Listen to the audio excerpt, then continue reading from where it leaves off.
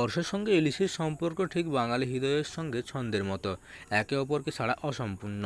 শ্রাবণ ভাদ্র এলেই বাঙালি মন ছটফট করে ওঠে সরষে ইলিশ, দই ইলিশ, ভাপা ইলিশ কিংবা ইলিশ পোলাওর জন্য। কিন্তু সেই মন এখন বিমর্ষ, কারণ বাজারে ইলিশ এলেও তা যেন সাধারণ মানুষের নাগালের বাইরে। দীঘা মোহনার মাছ বাজার থেকে 1 কেজি মাছ কিনতে গেলে পকেট থেকে বেরিয়ে যাচ্ছে 1000 টাকার ওপর।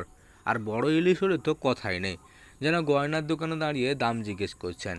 এই সমুদ্রে যেতে পারছে না, এই ঝড় বৃষ্টির জন্য মাছটা যেতে পারছে না, তাই জন্য মাছের দামটা একটু বাড়া হয়ে গেছে।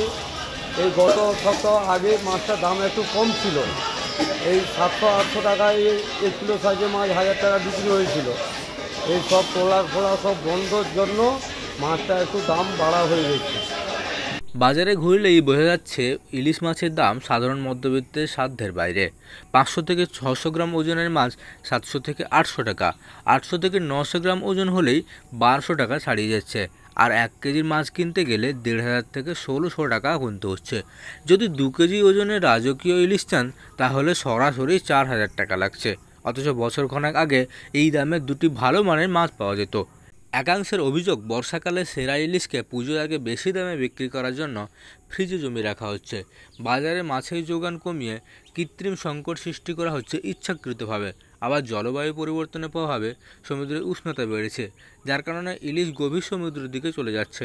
ফলে সাধারণ জেলের কাছে নৌকা বা ট্রলার দিয়ে সেই মাছ ধরা প্রায় অসম্ভব হয়ে পড়ছে। সেই কারণেও বাজারে ইলিশের সংখ্যা কমেছে আর দামও বাড়ছে অনবরত। আমাদের কিছু বড় বড় অসাধু ব্যবসায়ী আমাদের রাজ্যে, তারা এই ইলিশকে স্টোর করে রেখে দিচ্ছেন। তার ফলে যখন ইলিশ মাছটা বেশি হচ্ছে, বাজারে না রেখে তারা ওই স্টোর করে রেখে দিচ্ছেন, এবং যখন ইলিশের ক্রাইসিস হচ্ছে তখন সেই মাছটাকে নিজের মনের মতো দাম এবং চড়া দাম করে বাজারে পাঠানো হচ্ছে। এই পরিস্থিতিতে প্রশাসনের কোনো কঠোর নজরদারি না থাকায় ইলিশের বাজার কার্যত চলে যাচ্ছে কিছু প্রভাবশালী ব্যবসায়ীর নিয়ন্ত্রণে। মাছ ধরায় প্রকৃত পরিশ্রমী মানুষ যেমন ভোগান্তির শিকার, তেমনি সাধারণ ক্রেতারাও দিশেহারা হয়ে পড়ছেন।